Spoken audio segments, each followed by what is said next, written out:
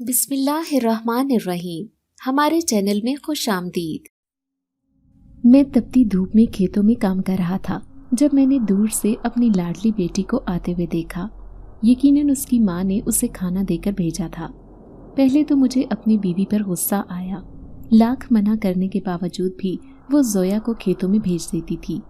معصومیت بھرے انداز میں چلتی ادھر ادھر کھیتوں میں مجھے تلاش کرتے ہوئے وہ میری طرف آ رہی تھی۔ پھر میں خود ہی اٹھ کر کھڑا ہوا اور اسے آواز دے کر بلا لیا۔ وہ خوشی سے ایسے بھاگتی ہوئی آئی جیسے نہ جانے کتنے سال بعد مجھ سے ملاقات کر رہی ہو۔ اس کی محبت پر میں دل ہی دل میں مسکرا دیا تھا۔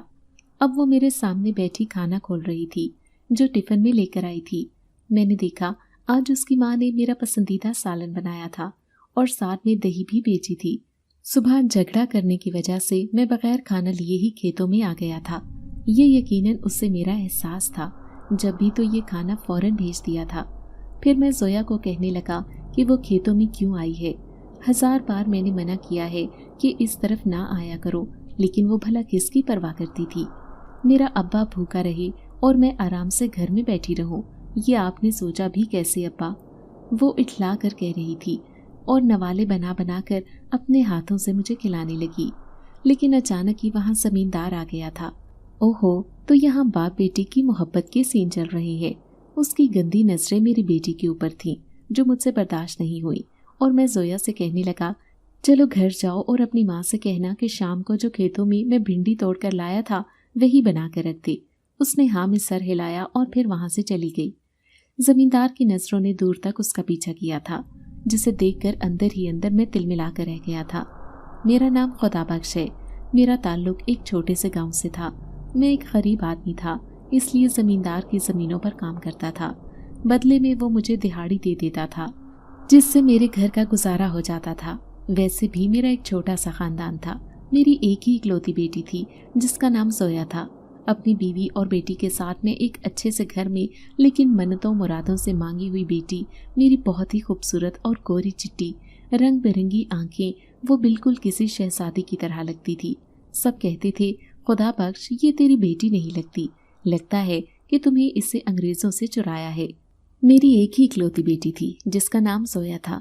اپنی بیوی اور بیٹی کے ساتھ میں ایک چھوٹے سے گھر میں رہتا تھا، لیکن منتوں مرادوں سے مانگی ہوئی میری بیٹی بہت ہی خوبصورت تھی اور گورا چٹا رنگ، رنگ برنگی بڑی بڑی آنکھیں، وہ بالکل کسی شہزادی کی طرح لگتی تھی۔ سب کہتے تھے خدا بخش یہ تیری بیٹی نہیں لگتی، لگتا ہے کہ تم نے اسے انگریزوں سے چرایا ہے۔ ان کی بات سن کر میں ہنس دیتا۔ اپنی لاڈلی بیٹی کو تو میں گھر سے باہر نہیں نکلنے دیتا تھا۔ اب وہ 18 سال کی ہو چکی تھی، ایسے میں اس سے منع کرتا کہ وہ مجھے کھانا دینے مت آیا کرے، لیکن میرے منع کرنے کے باوجود بھی وہ روزانہ کھانا لے کر آتی اور کہتی کہ ابا تازہ کھانا کھانے سے صحت اچھی ہوتی ہے، باسی کھانا لے کر آؤ گے تو کھانے کو دل بھی نہیں چاہے گا۔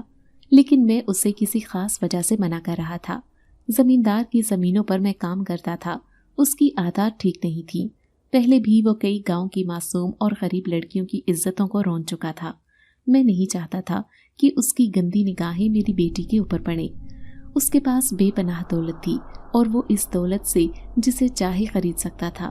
میں چاہتا تھا کہ وہ کبھی بھی میری بیٹی کے اوپر ایسی گندی نظر مت ڈالے، کیونکہ میں اس کے کھیتوں میں کام کرتا تھا، وہ یہاں کا مالک تھا اور ہم غریب مزارے۔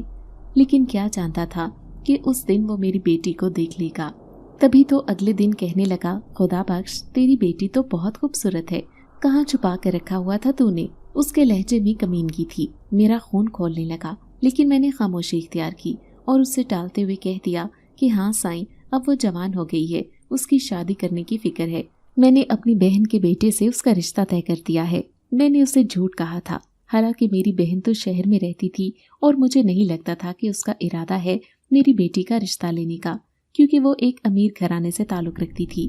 میں تو اپنے طور پر اسے ٹال چکا تھا، لیکن میں کیا جانتا تھا کہ وہ اپنے دل میں کیا گندگی پال رہا ہے۔ لیکن اس دن میں شام کو گھر گیا تو حیران رہ گیا، زویا کہیں بھی نہیں تھی۔ پھر میں نے اپنی بیوی سے کہا کہ زویا کہاں ہے؟ کتنی دفعہ تمہیں سمجھایا ہے کہ شام کے وقت اسے گھر سے باہر مت جانے دیا کرو۔ میری بیوی کہنے لگی میں خود بھی پریشان ہوں، وہ اپنی سہیلی شمیم کے گھر گئی ہے، ابھی تک واپس نہیں آئی۔ फिर मैं अपनी बीवी से कहने लगा, मैं ही उसे लेने जाता हूँ। ये कहकर मैं घर से निकल आया। फिर शमीम के घर गया तो वो कहने लगी, चाचा वो तो काफ़ी देर पहले ही चली गई थी। मेरे होश व हवास उड़ गए थे। अचानक ही मेरे जहन में ज़मींदार का ख्याल आया, कहीं उसके आदमी तो उसे उठाकर नहीं ले गए। लेकिन नहीं, ऐसा नहीं हो सकता था। अभी परेशान गलियों में घूम ही रहा था कि अचानक एक बच्चा भागता हुआ आया। चाचा, मैंने जोया बाजी को एक दरख्त के नीचे बेहोश देखा है। वो उस कब्रिस्तान के नज़दीक ज़मीन पर पड़ी है। ये सुनना था कि मैं भागता हुआ उस कब्रिस्तान पहुंच गया। वो पूरी जगह तो आसेब ज़दा थी और इस कब्रिस्तान में लोग जाते हुए डरते थे, क्योंकि उसके पीछे पुराने दरख्त मौजूद थे जो हज़ारों साल पुराने थे और सब लोग कहते थे कि इन पर जिन्नात और भूत परीत का साया है। मेरी नज़र जैसे ही अपनी बेहोश बेटी पर पड़ी, मेरा दिल तो उछलकर हलक में आ गया था। फिर मैं उसे उठाकर घर ले आया। सारे मोहल्ले पड़ोस के लोग इकट्ठे हो गए थे कि खुदा बख्श की बेटी को न जाने क्या हुआ है, उस दरख्त के नीचे बेहोश पड़ी हुई मिली है। काफ़ी देर बाद उसे होश आया था। जोया की आंखें बहुत सुर्ख हो रही थीं, जबकि उसका दिमाग भी भारी हो रहा था। लाख चाहने के बावजूद भी उसे कुछ भी याद नहीं आ रहा था कि वो इस पुराने कब्रिस्तान में कैसे पहुंची। वो बहुत सहमी हुई लग रही थी, इसलिए मैं अपनी बेटी को सख्ती से मना कर दिया कि अभी इससे कोई भी बात मत करे, कहीं कुछ ऐसा ना हो कि वो डर जाए। लेकिन अगले दिन वो खुद ही अपनी माँ को बताने लगी कि वो शमीम के घर से वापस आ रही थी। तब उसने एक दरख्त के नीचे बैठा हुआ कोई नौजवान देखा था जो उसे अपने पास बुला रहा था। वो ये समझी कि वहाँ कोई मुसाफिर होगा, लेकिन जैसे ही वो उस दरख्त के पास गई तो अचानक वो नौजवान खुद ब खुद गायब हो गया। वो इस बात पर हैरान होती उस कब्रिस्तान के अंदर चली गई थी, लेकिन उसे कोई भी नजर नहीं आया। जैसे ही पलटने लगी तो उसे ऊपर की जानिब कोई काला साया दिखाई दिया, जिसने उसके ऊपर छलांग लगाई। तो वो खौफ के मारे बेहोश हो गई, क्योंकि वो काला सा नजर आने वाला शख्स बहुत ही खौफनाक और डरावना था। उसने ये सब अपनी आंखों से देखा था। वो ये सब बातें झूठ नहीं कह रही थी। उसकी सुर्ख आंखें बताती थी कि जरूर उसने किसी ऐसी चीज को देखा है। मेरी बीवी कहने लगी, इससे कोई सख्त बुखार हो गया है। मैं सोच रही हूँ कि इसे गांव वाले मौलवी के पास ले जाऊं। मैंने उन दोनों को जाने की इजाजत दे दी थी। मैं खुद खेतों में चला आया। फिर मेरी बीवी भी उसे उस मौलवी के पास लेकर चली गई। शाम को जब मैंने अपनी बीवी से पूछा कि मौलवी साहब ने क्या कहा, तो उसने परेशानी वाली बात बताई थी। कहने लगी कि किसी बुरे जिन्नात का असर हमारी बेटी पर पड़ गया है। मुझे तो बहुत डर लग रहा है। मैं उसे समझाते हुए कहने लगा कि ये सब कहने की बातें होती हैं, ऐसा कुछ नहीं होगा। हमारी बेटी के साथ वो ठीक हो जाएगी। फिर वो 2 दिन के बाद उसका बुखार उतर गया। लेकिन एक रात बहुत ही खौफनाक मंजर मैंने अपनी आंखों से देखा। सहन में मौजूद दरख्त के नीचे जोया को मैंने खड़े हुए देखा। वो दरख्त के ऊपरी हिस्से की तरफ देखे जा रही थी। फिर यूं आधी रात के 12 बजे भला वो उस दरख्त के नीचे क्यों खड़ी है, ये बात मुझे परेशान कर गई। फिर मैंने अपनी चारपाई से उठकर उसका कंधा हिलाया। वो ऐसे उछल पड़ी जैसे उसने कोई खौफनाक भूत देख लिया हो। वो बहुत डरी सहमी लग रही थी। मुझे देखकर कहने लगी, अब्बा मैं यहाँ कैसे आई। वो ये बात भूल चुकी थी कि वो कब से यहाँ पर खड़ी है। तभी मैंने उसे सोने का कह दिया। अंदर से परेशान हो गया था। फिर 1-2 बार नहीं बल्कि कई दफ़ा मैंने रातों को सहन में जोया को टहलते हुए देखा। वो हर वक्त उस दरख्त के नीचे खड़ी रहती थी, ऊपर की तरफ देखते हुए जैसे भूल जाती हो कि मैं कहाँ पर हूँ, या तो वो नींद में चलकर वहाँ जाती थी। फिर उसके साथ कोई अजीबोगरीब बात हो रही थी। फिर मैंने अपनी बीवी से कहा कि जोया को किसी आमिल वगैरह को दिखा लेती हैं, तबीयत ठीक नहीं लगती। ये बात वो भी महसूस कर गई थी। फिर अगले दिन सारे गांव वालों से छुपकर उन दोनों मियाँ बीवी एक दूसरे गांव में मौजूद आमिल के पास उसे लेकर चले गए। वो आमिल के पास जाने से इनकार कर रही थी, लेकिन मैं ज़बरदस्ती उसे अपने साथ ले गया। आमिल के पास सिर्फ औरतें अंदर जा रही थीं। यूं मैंने अपनी बीवी के साथ उसे अंदर भेज दिया। थोड़ी ही देर बाद वो परेशान चेहरा लिए बाहर आई और जोया के सामने ही कहने लगी, हमारी बेटी पर तो किसी जिन्नात का साया हो गया है। जिन्नात उस पर आशिक हो गया है, ये मुझे आमिल ने बताया है। उसकी हर वक्त आंखें जो लाल रहती हैं इसी वजह से, क्योंकि उससे वो दिखाई देता है। ये बात सुनकर मेरे पैरों तले से जमीन निकल गई थी। मैं कहने लगा कि अब क्या होगा, हमारी बेटी कैसे ठीक होगी। तो मेरी बीवी कहने लगी कि हर जुमेरात को हमें जोया को इसके पास लेकर आना होगा। आमिल साहब ने कहा है कि 7 जुमेरात तक इसका इलाज होगा। वो तो अच्छे खासे पैसे भी मांग रहा है। ये बात तो बहुत ही परेशान कुन थी। मेरी बेटी जोया इस सारे अरसे में बिल्कुल खामोश बैठी थी, जैसे किसी बात की समझ ही ना आ रही हो। वो ऐसी कब से हो गई है। अब हम दोनों परेशान से उसे घर ले आए। फिर मैंने अपनी बीवी को सख्ती से मना किया कि तुमने इस बात का जिक्र किसी के सामने नहीं करना, वरना अगर कल को हम जोया के कहीं रिश्ता करेंगे तो उसके ससुराल में भी ये बात फैल जाएगी। मैं नहीं चाहता कि मेरी बेटी की बदनामी हो। मेरी बीवी कहने लगी कि मैं पागल थोड़ी हूँ जो अपनी बेटी के बारे में ऐसी बातें मशहूर करूंगी। तुम फिक्र मत करो, किसी को पता नहीं चलेगा। लेकिन कहते हैं ना कि ऐसी बातें नहीं चुपती। जब अगले दिन मैं खेतों में काम कर रहा था तो खेतों में काम करने वाला एक नौजवान जिसका नाम अहमद था, वो मेरे पास आया और कहने लगा, चाचा तेरी बेटी को मैंने उस पुराने कब्रिस्तान में जाते हुए देखा है, वो भी दोपहर के 12 बजे। वो क्या लेने जा रही थी ये तो मैं नहीं जानता, लेकिन उसकी हालत बड़ी अजीब लग रही थी, बिल्कुल ही बेपर्दा हाल में। उसमें वो कब्रिस्तान की तरफ जा रही थी। ये सुनना था कि मैंने वहीं पर सब चीजें छोड़ी और उससे लेने के लिए पागलों की तरह भागने लगा।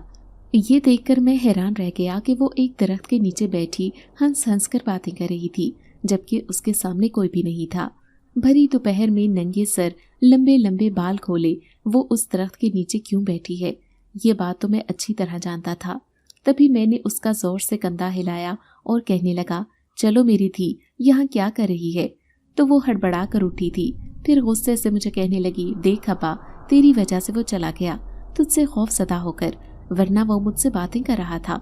लेकिन यहाँ पर तो कोई भी नहीं है जोया, तू कैसी बातें कर रही है। अब मैं परेशान होने के साथ साथ खौफ सदा भी हो गया था, क्योंकि इस तरह ज्यादातर गांव के लोग आते जाते नहीं थे। लोगों का ख्याल था कि यहाँ जिन्नात भूतों का बसेरा है और वही यहाँ पर फिरते रहते हैं। लेकिन मेरी बेटी के साथ जो हुआ था वो इंतहाई दिल दहला देने वाली बात थी। बड़ी मुश्किल से मैं उसे घर लेकर आया। पीछे मेरी बीवी दुहाइयां देते हुए कहने लगी, अरे मैंने तो इसे सुबह से रोक कर रखा हुआ था।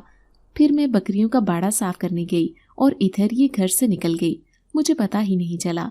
मैं परेशानी से अपनी बीवी से कहने लगा, देख अभी तो अहमद ने इसे देखा है, वो ऐसा लड़का नहीं कि पूरे गांव में ये बात फैला दे, लेकिन अगर किसी औरत ने इसे वहां जाते हुए देख लिया तो हमारी जान पर बनाएगी। लेकिन अगले दिन मैं खेतों में काम कर रहा था जब मुझे बहुत गुस्सा आया। सामने जोया चलते हुए आ रही थी, वो मेरा खाना लेकर आई थी। आज उसकी तबीयत थोड़ी बेहतर लग रही थी, तो मैं उससे गुस्से से कहने लगा, तू मेरे पास खाना लेकर क्यों आई है। तो क्या हुआ अब्बा, क्या मैं पहले लेकर नहीं आती थी तेरे लिए खाना, वो नाराजगी भरे लहजे में कहने लगी। फिर मैं चुपचाप खाना खा रहा था। तभी अचानक जमींदार आ गया। वो जोया को देखे जा रहा था, जबकि जोया भी उसे लाल अंगारा आंखों से घूर रही थी। शायद उसे जमींदार का यूं देखना बिल्कुल भी अच्छा नहीं लगा था।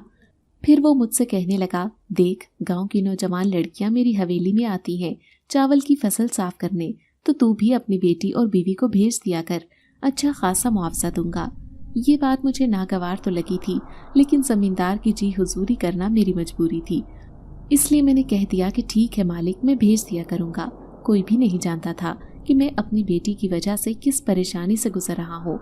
दूसरे दिन मेरी बीवी खुद ही कहने लगी, साथ वाली जुलेखा भी जमींदार की हवेली पर जाती है काम करने, मैं भी चली जाऊंगी तो 4 पैसे आ जाएंगे, अपनी बेटी की शादी की तैयारियां कर लेती हैं।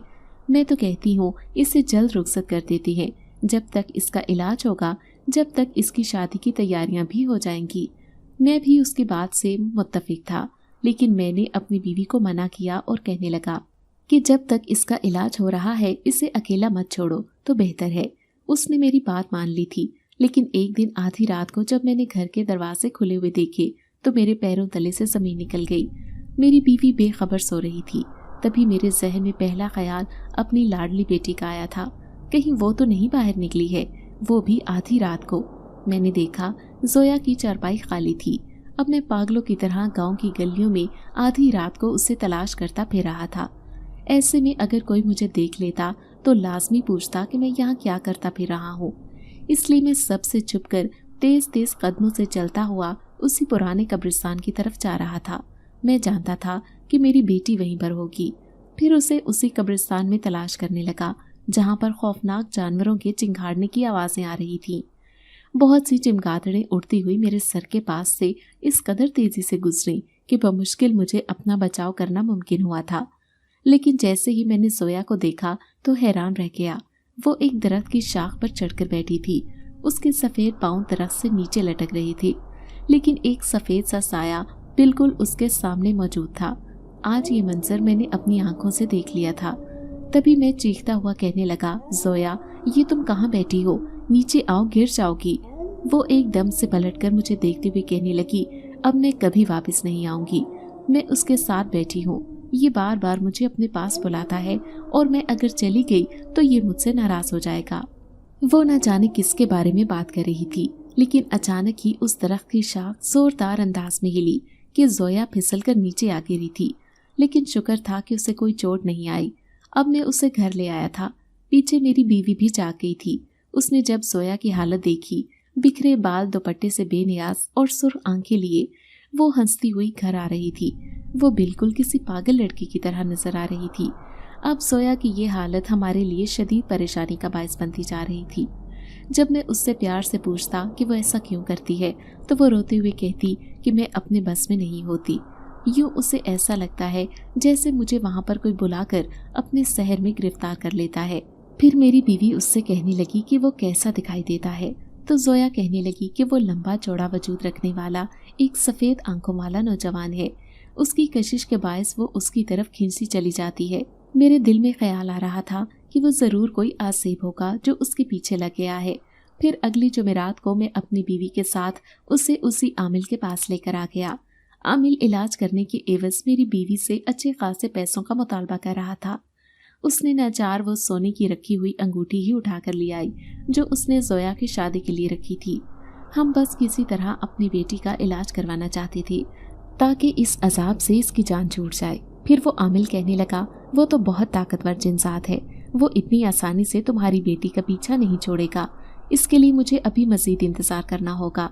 जब तक उसके ऊपर वो हावी है, इसे घर से बाहर नहीं निकलने दो, उस पर खास नजर रखो।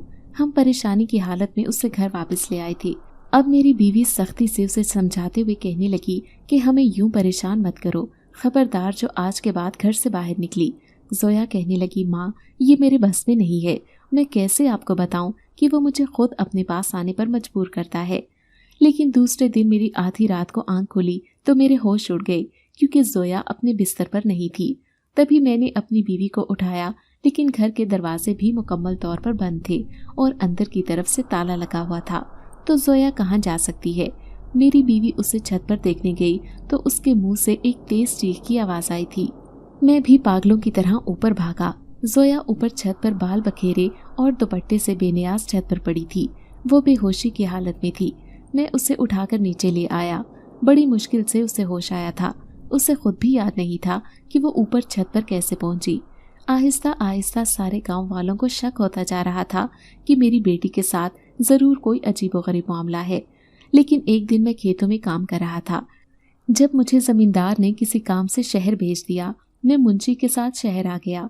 पीछे जोया मेरा खाना लेकर आई थी। वो दोपहर के वक्त आई थी, लेकिन जमींदार ने उसे बेवकूफ़ बना दिया और कहने लगा कि तुम्हारा बाप डेरे पर काम कर रहा है, जाओ उससे वहीं पर रोटी देकर आ जाओ। उसके बंदे उसकी आदत समझते थे, इसलिए उन्होंने जानबूझकर जोया को वहां भेज दिया था। फिर जोया वहां पहुंची तो उसे मैं नजर नहीं आया। अब वो परेशान हो गई थी।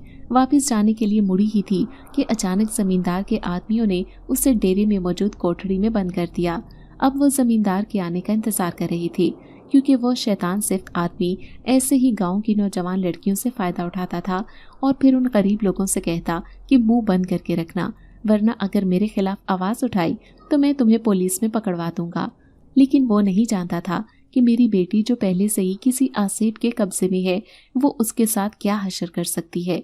जैसे ही वो अंदर आया तो अचानक से उसने पास पड़ी हुई एक मोटी लकड़ी से उसके सर पर वार किया, क्योंकि वो अपना आप खो बैठी थी। आसेब उस पर बुरी तरह हावी था। उसके पास जाते हुए किसी आदमी को देखकर वो जिन्नात पागल हो गया था। उसने जोया की इज्जत पर हाथ डालने का बदला उस जमींदार से लिया था। वो चीखता हुआ वहां से भाग गया था, जबकि जोया बेफिक्री से घर वापस लौट आई। पीछे से उसकी माँ पूछती रही कि क्या हुआ, तुम्हारी ये हालत कैसे हो रही है, लेकिन उसने कुछ भी नहीं बताया। शाम को जैसे ही मैं घर आया तो मुझे एक बंदे ने बताया कि तुम्हारी बेटी ने ऐसे ऐसे किया है और ये बात पूरे गांव में फैल गई है। زمیندار اس کی عزت خراب کرنا چاہتا تھا، لیکن اس نے اسی کو زخمی کر دیا۔ اتنے سارے لوگوں کی موجودگی میں یہ ان سب کا مقابلہ کر رہی تھی۔ اب میں خاموش تھا، کیونکہ میں اچھی طرح جانتا تھا کہ زویا کے ساتھ کیا معاملہ ہے، لیکن گاؤں کے لوگ یہ بات نہیں جانتے تھے۔ خیر زمیندار نے کسی کو بھی یہ بات نہیں بتائی، شاید وہ اپنی عزت کی خاطر چپ کر گیا تھا، کیونکہ قصوروار تو وہی تھا۔ میری بیٹی تو بہت ہی معصوم اور بھولی بھالی تھی، اوپر سے یہ اپنی ایک نئی بیماری کے ساتھ لڑ رہی تھی۔ وہ زمیندار میرا دشمن بن چکا تھا۔ میں نہیں جانتا تھا کہ وہ میرے ساتھ کچھ ایسا کرنے والا ہے۔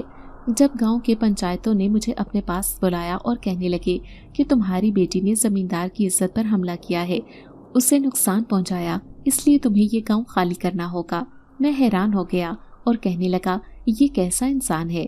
زمیندار نے خود میری بیٹی پر بری نگاہ ڈالی، اس نے تو سیدھا اپنا بچاؤ کیا تھا، لیکن پنچایتوں کو خوب پیسے مل چکے تھے، اس لیے وہ مجھے ذلیل کر کے گاؤں سے نکالنا چاہتے تھے۔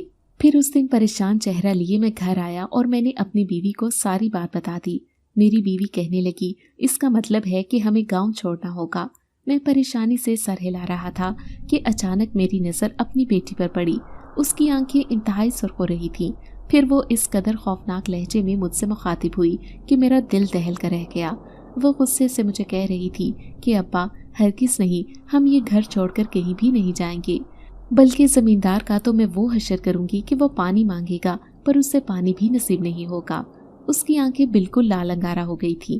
میری بیوی اسے جھڑکتے ہوئے کہنے لگی خبردار جو تو نے اس سے کچھ کہا، پہلے ہی تیری وجہ سے ہم مصیبت اٹھانے پر مجبور ہیں، اور تیرے ساتھ نہ جانے کیا معاملہ ہے، تو اپنے آپے سے باہر کیوں ہو جاتی ہے؟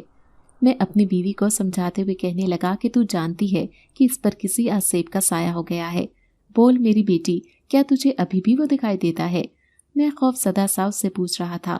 تبھی زویا سر چکا کر کہنے لگی وہ بہت اچھا ہے، وہ میرا خیال رکھتا ہے، مجھے ہر مصیبت سے بچاتا ہے، وہ میرا دوست بن گیا ہے۔ اس کا یہ نرم لہجہ سن کر میں حیران رہ گیا تھا، جبکہ میری بیوی حیرت سے آنکھیں پھاڑے اسے دیکھ رہی تھی۔ میں جان گیا کہ میری بیٹی کا جو جنسات عاشق ہے وہ ہرگز اسے نقصان نہیں پہنچانا چاہتا، بلکہ اس کا ہر طرح سے خیال رکھتا ہے۔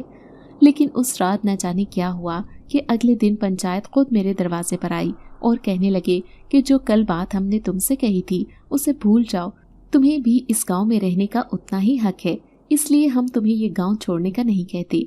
یہ کہہ کر وہ واپس چلے گئے تھے، لیکن ان کی نگاہوں میں خوف تھا۔ میں سمجھ گیا کہ ضرور زویا نے کوئی کارروائی کی ہے، یا تو پھر اس جنسات نے زویا کے کہنے پر ان پنچایتوں کے ساتھ کچھ برا کیا ہے۔ جب بھی تو وہ اتنے ڈرے ہوئے لگ رہے تھے۔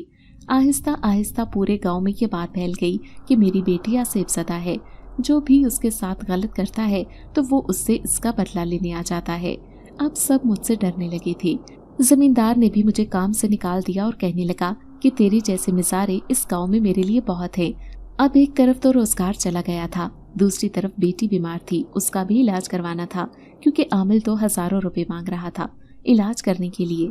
ایک دن میں پریشان چہرہ لیے ایک جگہ بیٹھا تھا، جب وہاں سے احمد کا گزر ہوا۔ وہ بہت ہی بھلا نوجوان تھا، میرے پاس آ کر کہنے لگا چاچا میں جانتا ہوں کہ آپ روزگار کی وجہ سے پریشان ہیں۔ میں اس سے کہنے لگا نہیں بیٹا، میں تو اپنی بیٹی کی وجہ سے پریشان ہوں، روزگار تو مل ہی جائے گا، لیکن میری بیٹی ٹھیک نہیں ہو رہی۔ تم جانتے ہو کہ پورے گاؤں میں یہ بات پھیل گئی ہے کہ میری بیٹی پر ایک جنسات عاشق ہے۔ اس نے سر جھکا لیا، پھر کہنے لگا چاچا ایک بات ہے، اگر آپ کی بیٹی پر جنسات عاشق ہے اور اس نے زمیندار کے ساتھ جو بھی کیا وہ بہت اچھا کیا، اس میں ہی آپ لوگوں کا فائدہ ہے، اس لیے یہ پریشانی والی تو بات نہیں ہے۔ میں اس کی بات سن کر حیران رہ گیا تھا۔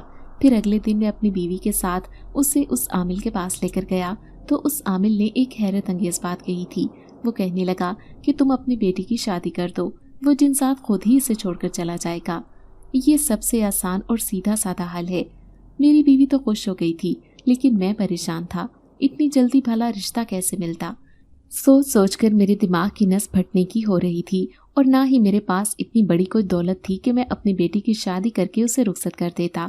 میری بیوی گھر آ کر کہنے لگی کوئی دیکھو نظر میں اچھا رشتہ ہوگا ضرور ہماری بیٹی کے نصیب میں، کوئی تو اللہ نے اس کا جوڑ بنا کر بھیجا ہوگا۔ ابھی ہم زویا کی شادی کی باتیں کر رہے تھے کہ اچانک وہ آ گئی، لال سر آنکھیں لیے غصے سے مجھے کہنے لگی خبردار ابا، جو تو نے میری شادی کے بارے میں سوچا بھی، तो मैं हरगिज शादी नहीं करूंगी, और शादी करूंगी तो उसी जिनसात से जो मुझ पर आशिक है। वो बहुत ताकतवर है, उसकी वजह से मैं कभी किसी से खौफज़दा नहीं होती। वो हमेशा मेरा रखवाला बनकर मेरे साथ रहता है, मैं उसी के साथ खुश हूँ। वो अजीबोगरीब बहकी बहकी बातें कर रही थी, जबकि मैं और मेरी बीवी परेशानी से उसे देख रही थी। जोया के ऊपर वो जिनसात बुरी तरह हावी हो गया था, लेकिन मैं चुपके चुपके उसका रिश्ता तलाश कर रहा था। मैं जानता था कि इस गांव में इसका रिश्ता मिलना बहुत मुश्किल है, इसलिए मुझे उम्मीद नहीं थी कि गांव में से कोई भी रिश्ता आएगा, क्योंकि सब लोग जानते थे कि ये आसेबज़दा लड़की है। उसकी अजीबोगरीब हरकतें और बदला लेने की ताकत से सभी वाकिफ हो गए थे। एक दिन मैं परेशान बैठा था जब अहमद मेरे पास आया और कहने लगा कि चाचा क्यों परेशान है। मैं उससे कहने लगा कि मैं जोया की शादी करना चाहता हूँ। उस आमिल ने कहा है कि शादी के बाद मेरी बेटी बिल्कुल ठीक हो जाएगी।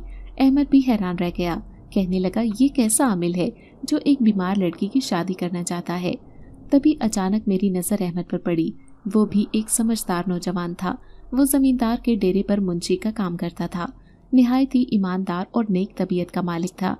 तभी मैंने अहमद के सामने हाथ जोड़े और कहने लगा, बेटा तुम मेरी बेटी से शादी कर लो, तुम्हारा मुझ पर एहसान होगा।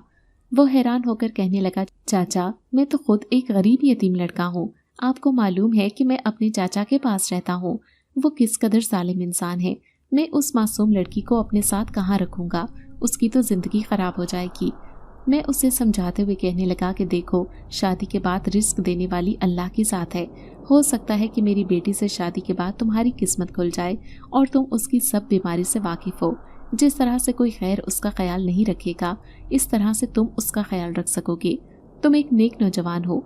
अब अहमद ने सर झुका लिया था। वो कहने लगा, ठीक है चाचा, जैसे आपकी मर्जी, मुझे तो आपकी बात पर एतराज़ नहीं है। मैं चाचा से बात करता हूँ। वो मुझे उम्मीद दिलाकर चला गया था, जबकि मैं शिद्दत से उसके जवाब का इंतजार कर रहा था। अगले 2 दिन गुजर गए, उसकी तरफ से कोई जवाब नहीं आया था। लेकिन एक दिन वो उस रास्ते से गुजर रहा था जब मैंने उसे आवाज़ देकर रोका। वो कहने लगा कि चाचा मैं इससे शादी नहीं कर सकता। क्या तुम्हारे चाचा ने इनकार कर दिया है? मैं मायूस होकर उससे पूछने लगा। उसने नफी में सर हिलाया और कहने लगा, चाचा तो राजी हैं, लेकिन तुम्हारी बेटी राजी नहीं। क्या मतलब है तुम्हारा? मैं हैरान रह गया था। 2 दिन पहले वो आधी रात को मेरे पास आई थी। उसकी आंखें बहुत ही खौफनाक हो रही थी और उसने मुझे धमकी दी कि अगर मैंने उससे शादी की तो वो मुझे मार डालेगी। मैं जानता हूँ चाचा कि उसने मुझसे ये नहीं कहा, बल्कि उसके ऊपर जो जिनसात आशिक है उसने ही मुझे धमकाया है, इसलिए मैं उससे शादी नहीं कर सकता। ये सुनकर तो गुस्से से मेरा हाल बुरा हो गया था। मुझे जोया पर बहुत गुस्सा आया, हालांकि इसमें उसका कोई भी कसूर नहीं था। लेकिन फिर भी मैंने अहमद से कहा कि बेटा वो नादान है, अभी अपने हाल में नहीं, लेकिन मुझे यकीन है कि अगर तुम्हारा चचा इस रिश्ते के लिए राजी है तो तुम्हारी और जोया की शादी होने में कोई दुश्वारी नहीं। मैं खुश खुश घर आया था। सामने जोया बैठी थी। मैं हैरान रह गया। वो सामने बैठी बकरियों को देखे जा रही थी, लेकिन अचानक ही बकरियां बेचैन सी होकर इर्द गिर्द चक्कर काटने लगी और उन्होंने अपने गले में रस्सी भी फंसा ली थी। जोया ये क्या कर रही हो तुम? मैंने गुस्से से उसे कहा तो वो उछल पड़ी, कहने लगी, अब्बा मैंने क्या किया है? मैंने बमुश्किल ही बकरियों के गले से रस्सी निकाली थी। तुमने ये क्या किया है इनके साथ? अचानक ही उसकी हलक से भारी आवाज़ निकली और कहने लगी, क्योंकि ये मुझे देखे जा रही थी। कोई भी मुझे देखेगा तो मैं उनका यही हाल करूंगी। उसका गज़बनाक अंदाज देखकर मैं डर गया था। मैं समझ गया कि ये नहीं बल्कि वही जिनसात बोल रहा है। फिर अगली रात मैं अपनी बीवी से कहने लगा कि मैंने जोया और अहमद की शादी की तैयारियां शुरू कर दी हैं। चुपके से अगले जुम्मे की रात को मैं इनका निकाह अहमद के साथ कर दूंगा। मेरी बीवी घबरा कर कहने लगी, हमारी बेटी तो कभी भी राजी नहीं होगी। क्या आपने उससे पूछा है? मैंने कहा कि अब बहुत ज़रूरी हो गया है कि उस जिनसात से इसकी जान छुड़वा दूं। उसने जो कुछ भी ज़मींदार के साथ किया और ऊपर से पंचायतों को भी शक में मुब्तला कर दिया, उसके बाद पूरे गांव को हम पर शक हो गया है कि शायद हमारी बेटी एक ऐसी लड़की है जो हर एक से अपनी ताकत की बिना पर बदला ले सकती है, क्योंकि उसके साथ एक जिनसात की ताकत है। फिर मैं अपनी बीवी से कहने लगा कि मैंने कुछ पैसे जमा कर रखे हैं। जैसे ही अहमद और जोया का निकाह होगा मैं उससे एक दूसरे शहर भेज दूंगा, यहाँ से बहुत दूर, जहाँ पर जिनसात कभी उसकी ज़िंदगी में नहीं आएगा। मेरी बीवी भी मेरी बात से मुतफिक थी। यूँ हम दोनों मियाँ बीवी थोड़े मुतमईन हो गए थे, लेकिन आगे जाकर जोया की ज़िंदगी में क्या तब्दीली आने वाली है ये हम नहीं जानते थे। फिर चुपके चुपके मेरी बीवी उसके निकाह की तैयारी कर रही थी। उसने लाल जोड़ा भी खरीद लिया था, जबकि जोया इन सारी बातों से अनजान थी। अक्सर ही वो आधी रात को उसी कब्रिस्तान में पहुंची होती और उस दरख्त के पास बैठी न जाने किससे बातें कर रही होती थी। वो वजूद सिर्फ उसी को दिखाई देता था। मैं ही उसे बड़ी मुश्किल से घर लेकर आता, लेकिन जिस दिन निकाह होना था उस दिन मेहमानों की भीड़ देखकर उसकी तबीयत खराब हो गई। वो बार बार अपनी माँ से कहती कि मैं यहाँ से बहुत दूर चली जाऊंगी, मेरे साथ ऐसा मत करो, मैं सिर्फ उसी जिनसात से शादी करूंगी। लेकिन मेरी बीवी ने किसी न किसी तरह उसे काबू कर लिया था। घर में मौजूद सारी औरतें अजीब अजीब बातें कर रही थीं कि देखो तो सही, एक बीमार लड़की को जबरदस्ती उस यतीम लड़के के साथ ब्याहा जा रहा है।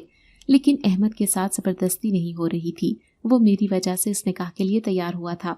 थोड़ी देर बाद निकाह हो गया, लेकिन अचानक इस सारे मेहमानों में खलबली मच गई जब मेरी बीवी रोती हुई आई और कहने लगी कि जोया बेहोश हो गई है।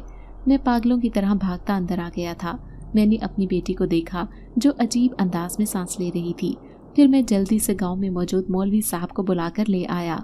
मौलवी साहब ने आकर उसे दम किया और मेरे कान में सरगोशी करते हुए कहने लगे, तुमने इस लड़की के साथ जबरदस्ती करके अच्छा नहीं किया। शायद वो जिनसात सख्त नाराज हो गया है, इसी की वजह से इस लड़की की ये हालत हुई है। ये लड़की उससे इतनी खूबसूरत है कि उसकी नाराजगी भी नहीं बर्दाश्त कर सकती। न जाने इसने उसे क्या कहा कि ये बेहोश हो गई। अब उसकी भलाई इसी में है कि ये अपने शौहर के साथ रुखसत होकर किसी दूसरी जगह चली जाए, क्योंकि उस जिनसात का ठिकाना हमारे ही इस गांव के एक दरख्त के ऊपर है और वो यहीं पर रिहाइश पजीर है अपने पूरे खानदान के साथ। ये सुनकर तो मेरे रोंगटे खड़े हो गए थे। थोड़ी देर बाद जोया को होश आ गया था, लेकिन वो ऐसे बैठी थी जैसे उसके जिस्म में जान ही ना हो।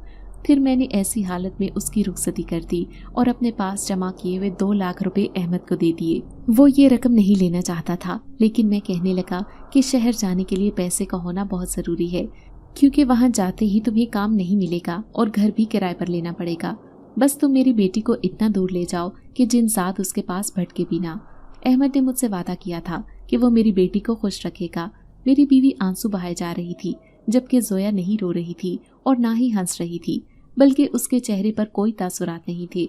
वो खाली खाली नजरों से ऐसे देख रही थी जैसे उसके साथ कोई बहुत बड़ा हादसा हो गया हो। फिर अहमद मेरी बेटी को लेकर चला गया और मेरी बेटी जोया, जिसकी शादी मैं किसी शहजादी की तरह करना चाहता था, वो उस जिनसात की वजह से चुपचाप इस घर से रुखसत हो गई। जोया के जाने के बाद हमारे घर की सारी रौनकें भी ख़त्म हो गई थी। मैंने भी ज़मींदार की ज़मीनों का काम छोड़ दिया था, बल्कि मैं अब अपनी बकरियों को ही पाल रहा था। घर में इतने जानवर थे कि हम दोनों मियाँ बीवी का गुजारा अच्छे से हो रहा था। लेकिन एक दिन मेरी बीवी कहने लगी कि अब हम जिंदगी में कभी अपनी बेटी से नहीं मिलने जाएंगे और ना ही वो यहाँ आएगी। वो बहुत ही उदास हो रही थी।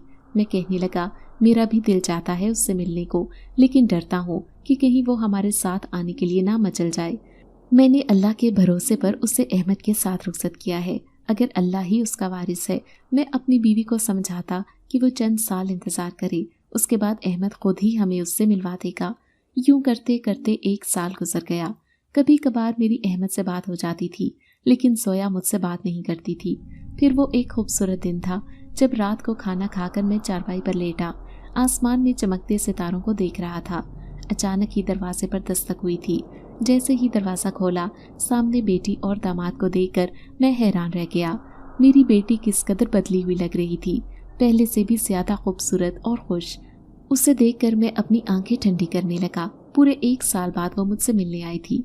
मेरी बीवी का तो रो रो कर बुरा हाल था, लेकिन अहमद कहने लगा कि आपकी बेटी बिल्कुल ठीक है और पहले से ज़्यादा खुश रहती है।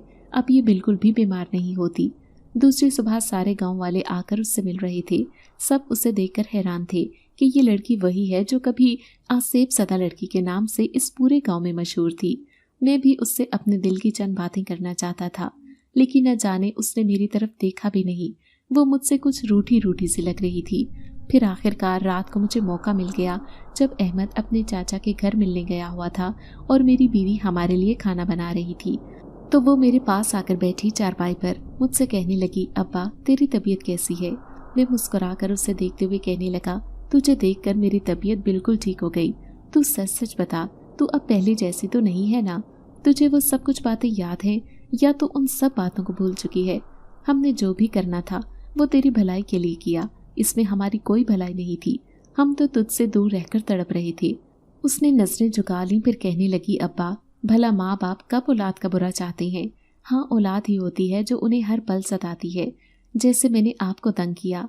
नहीं नहीं मेरी धी, तूने मुझे तंग नहीं किया, बल्कि तू तो बीमार थी वक्ती तौर पर, लेकिन अब तो बिल्कुल ठीक हो चुकी है। क्या तुझे याद है तेरे साथ क्या हुआ था? उसने नजरें झुकाकर कहा, अब्बा मुझे सब कुछ याद है। उस दिन शमीम के घर से वापस आते हुए वहाँ मुझे कब्रिस्तान के पास बैठा हुआ एक खूबसूरत नौजवान नजर आया था।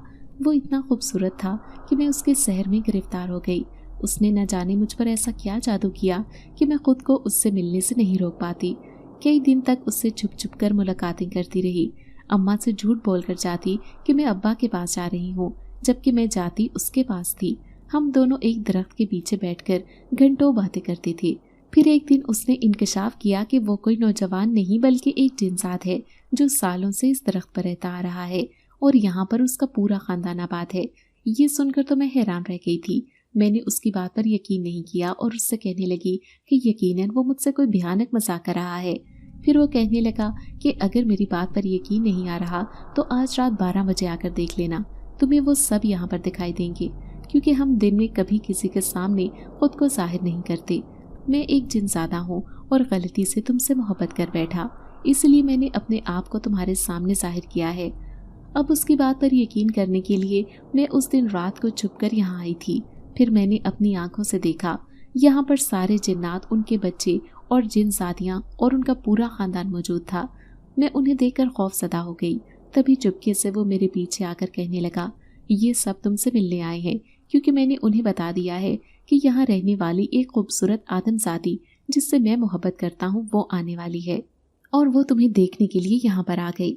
फिर उनके दरमियान मुझे ऐसे लगा जैसे वो भी हमारी तरह है, खुदा की मखलूक जो मोहब्बत करने वाली है। वो जिनसात बहुत नेक था। मैं अक्सर उससे मुलाकात करने के लिए यहाँ पर आ जाती, लेकिन अपने रातों को उससे मिलने आती थी। मुझे खुद भी खबर नहीं थी कि मैं क्या कर रही हूँ, ये जानते हुए भी कि वो एक जिनसात है। मैं उससे वैसा ही इश्क करने लगी थी जैसा वो मुझसे करता था। फिर जब मुझे मालूम हुआ कि मेरे बारे में सबको मालूम हो गया है, तो मैं और भी सबको ये जताने की कोशिश करती कि सच में ही मेरे ऊपर एक जिनसात आशिक है और वो मुझे अपनी दुनिया में लेकर जाना चाहता है, क्योंकि मैं खुद भी उसके इश्क में मुब्तला हो गई थी, लेकिन नहीं जानती थी कि मैं एक बहुत बड़ी गलती करने लगी हूँ। अगर उस दिन आप मेरा निकाह अहमद से ना करते तो शायद मैं उसी जिनसात के साथ उसकी दुनिया में चली जाती और फिर कभी वापस नहीं आती। लेकिन जैसे ही अहमद मुझे शहर लेकर गया तो मुझे अपनी गलती का एहसास हो गया था कि अपने मासूम माँ बाप को धोखा देकर मैं अपनी जिंदगी की सबसे बड़ी गलती कर रही हूँ। अब्बा, आप मुझसे माफ़ी मत मांगे, बल्कि मैं आज आपसे माफ़ी मांगती हूँ कि आप अपनी इस बेटी को माफ़ कर दें। जोया की आंखों में आंसू थे, वो ज़ारों की तार रो रही थी। मैं हैरान परेशान उसकी बातें सुन रहा था। मुझे यकीन नहीं आ रहा था कि उसने जानबूझकर ये सब किया था। वो भी उस जिनसात के इश्क में मुब्तला हो गई थी और हम समझते थे कि वो जिनसात उसके साथ ये सब कर रहा है। फिर मैंने उसे माफ़ कर दिया क्योंकि वो दिल से शर्मिंदा थी और अहमद के साथ अपनी नई ज़िंदगी का आगाज़ कर चुकी थी।